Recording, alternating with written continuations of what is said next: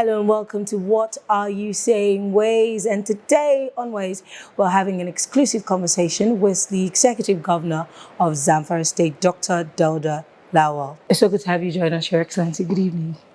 Thank you very much and good evening. Okay, so the last time you and I had an interview, we were talking about your 1 year in office and all the accomplishments that you've had. So congratulations are in order for your most recent NEEPS award.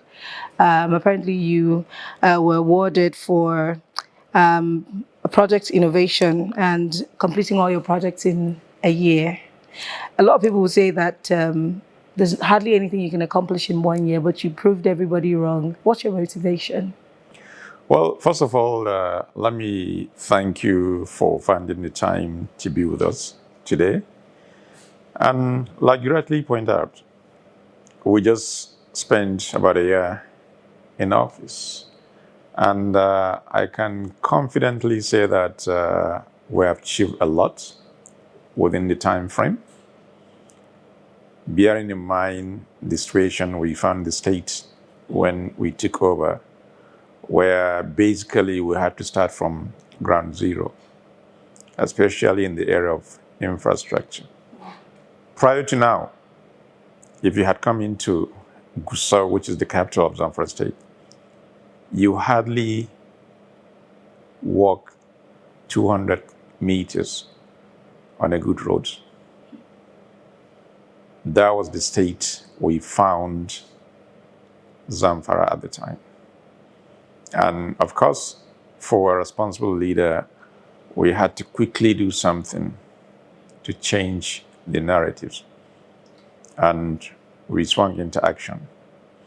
And you've seen for yourself the kind of transformation that is taking place in Zamfara, which is just the beginning. Under not even 1 year, I will say, because we had to we spent about 3 months trying to even settle down to find our bearing before we even started awarding any contract. So I can say that we did all this under 8 months precisely. That's record time. Let's talk about money. I'm going to be talking about money a lot in this interview, but let's start with your FAC allocation. Your state is among some of the few states that have seen an increase, I think about 69% more than last year's, FAC allocation. Knowing that your FAC allocation is not necessarily as big as other states, and many people also realize that you have scarce resources in the state, one would wonder how, you allocate those resources to create the kinds of opportunities that you want for the Zamfara people to have. How do you go about it? How do you make this money create the magic that you're creating in the state? Zamfara State is a very small state in terms of FAC allocation compared to other states. Even in Northwest, we receive the least amount in terms of FAC allocation, even though there's incremental changes across board in the country in terms of the FAC allocation due to the removal of fuel subsidy. That is one. Two, of course, we inherited a lot of liabilities from the beginning. We had to settle the 4-month salaries arrears. We had to settle even the KEDCO, the Kaduna Electricity Development Company that provides light, because the entire state was disconnected, including Government House and every ministry and parastatal, because there was a debt of about 1.3 billion. We settled that. There was no drop of water for over 5 months in the state capital because we had to buy chemicals, we had to buy diesels, and do a lot of changes within the water board to be able to provide water. That we're able to do in just under 10 days. And up till now, there is steady flow of water in the city and the immediate environment in Zamfara. Can I just ask why a state capital did not have access to water, and the guys who worked in the water board previously, what was the excuse? Just out of curiosity. In the first place, they were disconnected due to non-payment of electricity bill. There was no enough money to provide chemical for the water treatment. And so there was no way they could pump water for people to use. But like I said, we were able to take care of that literally under 10 days of our administration. You're aware of the state of education in Zamfara State. We're at the bottom, just like the letter Z. So for 3 years, our children did not write WAEC or NECO. We had to settle NECO. We had to settle WAEC. NECO about 1.3 billion and WAEC 1.6 billion to be able to have our students now write those exams, which this year comfortably they did. And those certificates that were held were all released to students so they can now afford to continue their education at a much higher level. So with all this, and like I said, we made an empty treasury. Empty, very, very empty. So one would ask how you're doing it. Where do you get? Because that's my question. How? Well, the issue is looking at my former life as a banker. We have financial discipline. We have financial management. And that is exactly what we're doing. And more importantly, we are not stealing the money. It is the same money that we use for the people toward the development of Zamfara State. Interesting. Let me push you a little further on this same issue, because for the average person who's watching, they obviously want to know about this, how strategic, you've been able to push these monies around, because a lot of states are indebted, they're still borrowing to add to the indebtedness. And there's nothing wrong with borrowing, but it's what you're spending the money on. So can you tell us strategic ways that you've been able to manage these lean resources in your state to produce value? We inherited a lot of debt, over 200 billion. The facts are there. I can give you the statistics from DMO. However, government is government and it's a continuous process. And whoever is there will have to continue with the obligation because they are binding on the states. So we're still paying those loans.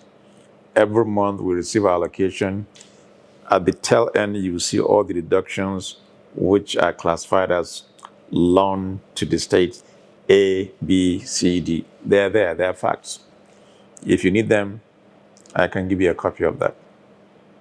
So, but then, like I said, as a responsible person, responsible government, we have to be really, really prudent in terms of finances.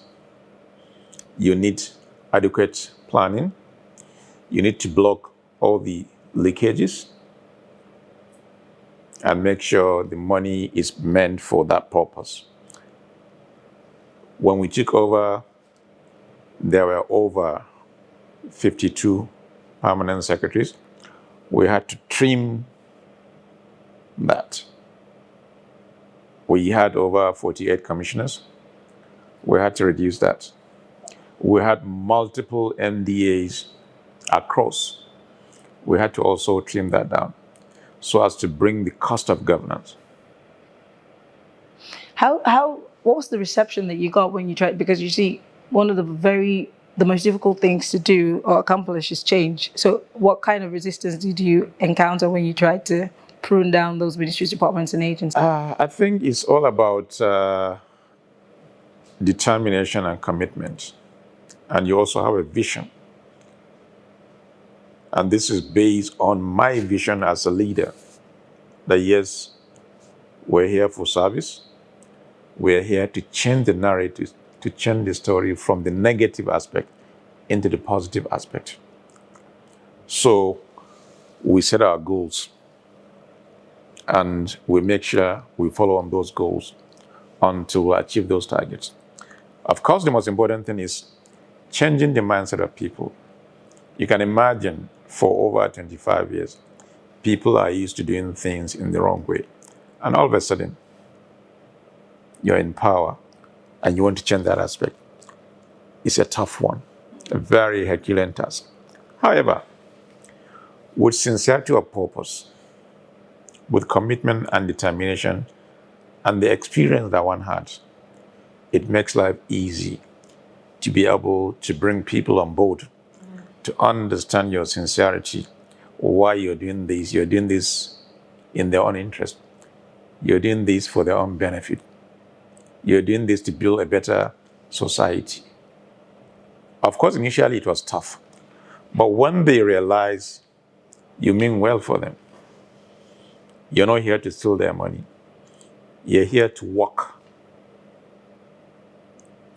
It has brought down the tension, and people are beginning to understand that, yes, this is the way forward. And that is exactly what we're going through right now. But it wasn't easy. But determination and commitment is what is taking us there. Okay.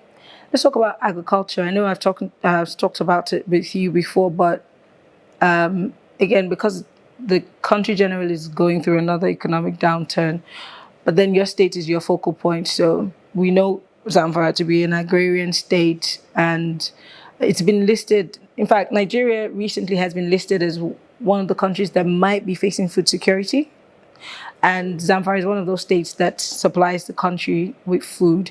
How are you, or what strategy are you using, to develop agriculture, the value chains, helping the farmers with not just production within, but export? You're absolutely right to say that Zamfara State is an agrarian economy. And true, we feed the nation. That is what we are known for. However, with the recent banditry activities, it makes farming a bit difficult because people can no longer go to their farm and farm the way they used to in the past.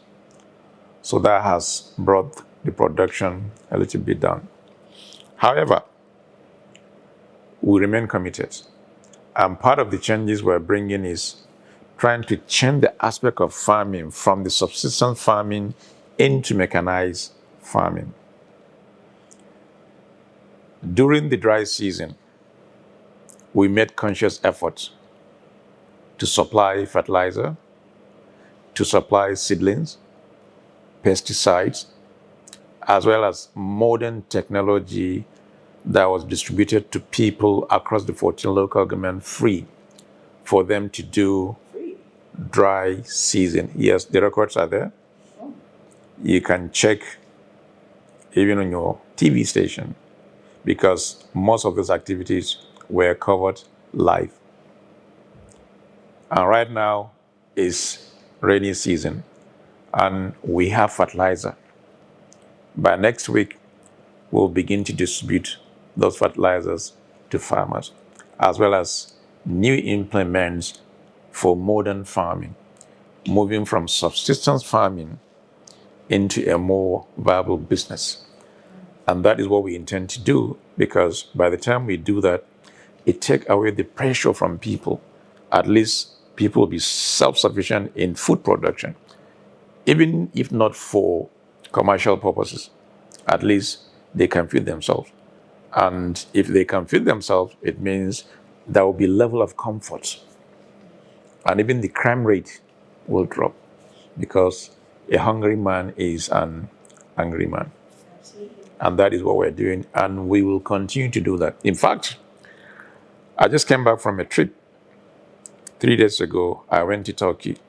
The main purpose of that trip was to look at agricultural production, how they are doing it, and what can we learn and transfer same kind of technology based on the comparative advantage we have, so that we can encourage the farmers to do more. And by the time we settle the security issues, it will be something else. Interesting. Other plans to divest your economy, other than, because I mean, we know that it's agriculture, and then of course you have mining. Absolutely. One of the states that is blessed. Yeah, which we haven't seen the monies that you're making from mining yet. But do you plan to divest away from just that? Because we're living in a world where non-oil exports are raking in the cash. But I don't know, for example. Let me make a categorical statement here.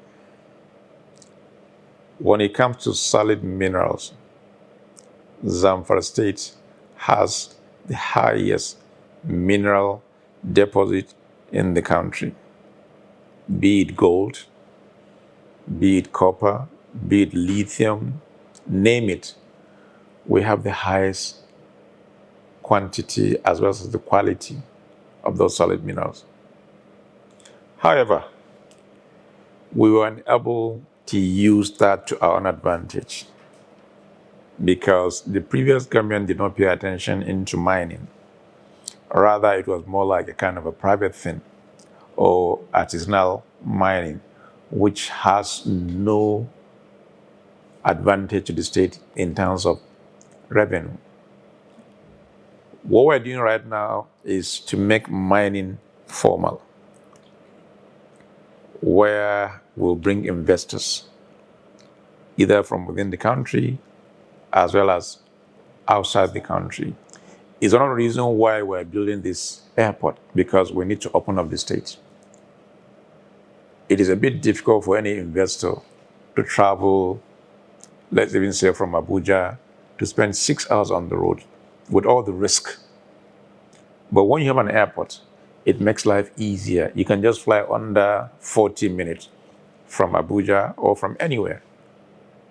And that is exactly what we're doing. So we're opening up the state, and that way we will have potential investors. And as we speak, there are discussions ongoing with potential investors in the area of mining. By the time we do that, we don't need FAC allocation. You said this before, but let's hope that this holds. Because the reason why I'm a bit skeptical is that mining in Nigeria has met with the issue of outsiders mining. The money's not coming into our coffers. We've talked about it. It's been paid lip service to, but half the time nothing comes out of it. So can the people of Zamfara State hold you to? Because it wasn't formalized. Like I said, it was just an artisanal mining that has no advantage to us. By the time we make it formal, then a lot will follow in terms of investments, in terms of revenue, in terms of development, and so many other things. And that is why we're making conscious effort to make sure we make it formal so that in the long run, the people of Zamfara State will benefit. Okay. Still talking about revenue. Let's talk IGR now. Tax revenue, we hear reportedly counted for about 10.7 billion naira into your IGR for 2023. But then also, according to the DMO, the MBS, most northern states were unable to fund their budgets last year because, they could not make enough money. Is there a plan to increase IGR in your state? I hear that, I've spoken with some people and I hear that you're raking in something, but is it? IGR is the way forward. When we took over, it is interesting to know the IGR of Zamfara State was under 100 million naira. And 90% of that 100 million naira came from payee. So you can imagine. But right now, as we speak, we have crossed the 1 billion line of our IGR. And the chairperson of that inland revenue, was given a target. that she has to deliver. By end of December, we want to cross the 2 billion and above as our IGR because we're blocking all the leakages. And it is interesting to know people are beginning to come to terms with that because they realize the kind of development that is taking place within the city itself and across the 14 local government. So they know there's value for money. And that is exactly what we're doing. And we'll continue to do that by blocking all the leakages until we get it right. So right now, there is no resistance because people realize we mean well, and it's also the way forward. It's also the way to hold people accountable. When you begin to pay your taxes, you have every right to ask government, what are you doing with my money? But when you're just relying on fact allocation, what are the bases under which you can even ask me? I can tell you any figure. It's possible.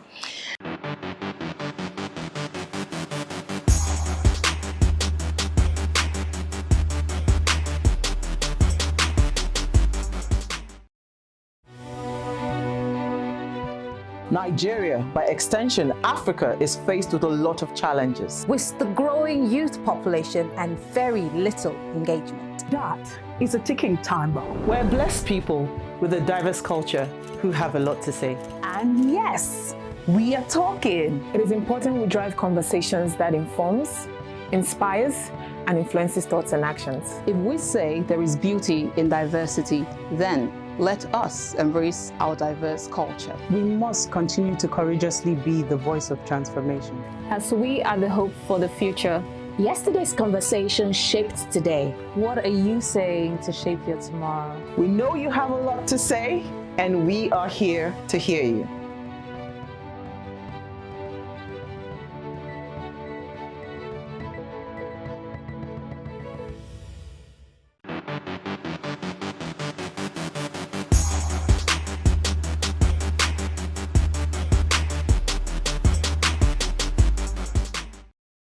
Let's talk about infrastructural development. I know we've talked about this before, but I've been able to go around and see a couple of things for myself. I challenge you to say that we're inviting you to Zamfara to come and see for yourself. And thank God you're here. You've seen it. Yes, I have. And you have spoken to me on a few things that you've done, in and around the state. But I want to ask, especially with education, yes, children are back to school, some buildings are fixed, they're no longer sitting on the floor. But something that's very pertinent is teacher training. I remember years ago, I think for Kaduna State, most of these teachers were not retrained, and education is dynamic, it keeps changing. What are you doing in that regard to make sure that teachers are up to date in line with the international? First of all, education is key for development. Education happens to be my second priority after security. On the 20th of November last year, I declared state of emergency in the area of education after going around the state to look at the condition of our schools. When I went around the 14 local government and I saw the condition of the school, it was an eyesore. It was something unbelievable. If you look at all the indices, you can check it. Zamfara is at the bottom in the area of education. I told you for 3 years, students cannot write WAEC or NECO. We had to settle that. We went into some kind of agreement with both NECO and WAEC with a payment plan to offset all those outstanding. That was how we were able to get a certificate. And that is how they're able also to write this year's NECO as well as WAEC. Now, coming back to school, right now, we are marked 250 schools across the 40 local governments for the total reconstruction and rehabilitation of those schools, which include furnishing state-of-the-art furniture. That is one aspect. The second aspect is we realize there's also the manpower problem, which is the teachers. We realize we have so many workers that are redundant. And what I told the head of service is to identify based on their qualifications. We handpick certain number of the staff and we send them for training. There's the National Teachers Institute. We now build a curriculum that will serve the entire state. We even had to go through the private schools to understand what they do, whether they meet our standards. And we introduce certain measures and criteria for them to operate. In fact, they had to all apply for a new license to make sure they comply with the recent changes in the area of education. And therefore, we're doing both to make sure we have enough teachers that will teach our students. And not only that, we're also employing new set of people and send them to school. So education is key. And that forms the basis for everything. And that is why we're taking it very, very serious. You've gone through the schools. Yes. You've seen what we've done. Some of the teachers were very excited that you increased their salaries. Prior to now, the salary of a teacher, or let me even say of a worker in Zamfara State, was 7,000 naira. So tell me, how do you justify 7,000 naira as a salary under this present condition of inflation and so many challenges? That was very, very unrealistic. Now, what I did was, let me start with the previous minimum wage that was agreed, because Zamfara happens to be one of the states that did not comply with that instruction. And we jack it up to the 30,000 minimum wage, which is the salary of the minimum before we agree on the whatever that may happen in the nearest future. I'm sure you've seen the statistics saying that if there's any state now or among the states that can afford minimum wage, Zamfara happens to be one of it. I didn't do it. It's there in the media based on statistics, based on reality. Not only that, last year, having realized what the workers are going through, we did what we call 13-month salary. It's something they never, ever expected or even heard about it. And they were happy. In January this year, we paid all the leave allowances of all the workers. So we're making conscious efforts to transform this system, to be able to accommodate so much so that we live relative comfort. You have expressed importance, the level of importance that you place on youth employment. You talked about, how you're interested in changing their lot. But another issue is drug abuse, which is just not a one-state problem. It's a general problem across the country. The NDLEA has declared a drug emergency because of that, and the people who are taking it the most are young people, most especially the idle ones. And this is also having an impact on our healthcare generally. Is this something that you intend to look into in your state? Oh, no. The first thing I did, in fact, before anything, I realized the importance of the youth and realized the fact that something drastic needs to be done. Unfortunately, most of these young men and women in Zamfara did not have the opportunity to go to school. So yes, drug abuse has been a major, major issue. If you had come during the campaign, you see all the young men and women, the kind of weapons they carry, you would think you're in a war zone. But I don't blame them because they had nothing doing. 24 hours, 7 days a week, doing nothing. No schools, no job. So they had to resort into all kind of illegal things under the influence, killing themselves. In Zamfara, they used to just cut their hands. It was so easy. But you've gone around the city. Have you seen anybody carrying any weapon now? It's relatively calm. Exactly. What I did was, they were the first set of people that I employed. In fact, I realized the city was very dirty. Somebody can kill you because of 5,000 naira.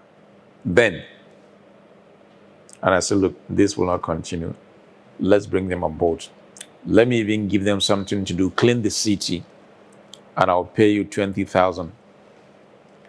We employed more than 2,000 plus to keep them off the street. And among those, we realized that, they have potentials. We pick them and then we send them to school, we train them. At the same time, we're building vocational training centers where they can acquire some skills. We're building skill acquisition center where they can obtain certificate, either in mason, carpentry, vulcanizer, name it. And by the time they graduate, we give them a starter pack to say, use this as a means to keep life and soul moving. And that is exactly what we're doing. Meanwhile, because of the security situation of the state, we had to introduce this community protection guard across the 14 local government. We employed over 2,500 youth across the state, fully trained, and they now complement the conventional security in terms of fighting crime within the community. So we're doing so much to engage the youth as well as the women. We're doing empowerment. In fact, very soon now, we're coming with another program where we will identify if you're Accra seller, we'll look at what will be your capital, and we'll give you a starter pack. Are these grants, or they're payable back to the government? These are grants. It's grant because of the hardship is unbelievable. So government will have to come in one way or the other. The other way we're doing is to also encourage those businessmen to do so much in terms of employment. Not only that, also speaking with banks to be able to give them capital where they can borrow money, turn things around, and return the money.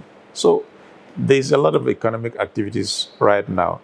Because of the construction that is ongoing all over, be it roads, be it school or hospital, there is job opportunities from bricklayer, mason, vulcanizer, name it. The companies, part of the agreement we put in place was you must employ the locals to do the labor. Yeah. And so you can see now there's a lot of economic activities within the city, and that has brought down tension within the community and is ongoing. And that is way to change the economy. For example, we pay salary as at when due. Since we took over, we pay salary on the 25th of every month, whether there's FAC allocation or no FAC allocation. So even the banks now are comfortable. If you walk in, you have access to loan against your salary, which in the past, it wasn't there. So these are all part of the economic activities that rejuvenate the economy. That is what we're doing. I don't know if I've asked you this question personally or on air, but let me ask again. How do you balance your political responsibilities as a governor, also with the need to maintain transparency and accountability in governance? I mean, it's very difficult for governments to be accountable today. It's not. Believe me, it's not. Coming from my previous life as a banker, It is about integrity. It is about transparency. It is about target. So these three things, that is exactly the system we put in place in Zamfara State. Everything we do, go to our website, you will see it. In fact, it's one of the reasons why we're able to attract all the development partners to come to Zamfara and put in their resources, because they know whatever they put is right there. They will see it. So that is transparency, that is integrity, that is honesty. And that is building confidence for whoever wants to come to Zamfara, either as a donor or as a business partner. Because if you're a business partner, you know your investment will be secured. If you're a donor, you know that whatever money or resources given to the state, it will be used for that purpose. I'm curious because I've interviewed a governor before, and I asked where the budget is. When you talk about open budgets and statistics being on the website, and the governor said the reason why the budget is not on the website is that they don't want it to be hacked. So again, if I were to turn on my computer and go to your website, you're assuring me that I can find all the information on Zamfara State. Do that. I challenge you to do that. You will see it. We don't lie. Let me tell you what we're trying to do. We're trying to change the perception of politicians as liars, traitors, all the negative things about politicians. That is why we're doing everything sort of at least changing the mindset of people that, look, there are good people there. There are leaders there. There are people that are genuinely concerned about the country, about the state, about the people. Okay. I want to quickly talk about, because you mentioned, people coming to invest in the state. It's very important to talk about all of these things and security. I'm sorry, but we have to keep talking about it. Insecurity is a major issue in Zamfara State, whether we like it or not. Absolutely. What are you doing in collaboration with the federal government? Because I know that you can't do it on your own. Obviously, you have security outfits that you've put together to support what you already have on the ground. Mm-hmm. How open is the federal government in helping to deal with the issue of insecurity? Because many people would say that the government, on your level and at the federal level, keep paying lip service to it. Well, first of all, let me make this statement. Zamfara, yes, is facing security challenges for the past 12 years. So it is something that we inherited. However, the level of commitment of our government towards solving the security is real. And it's one of the reasons why we set up the security outfit called Community Protection Guard, which will complement the conventional security in Zamfara State.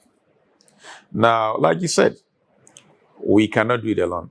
It has to be in collaboration with the federal government, because the federal government, they own the military, they own the police, they own the civil defense, and so on and so forth.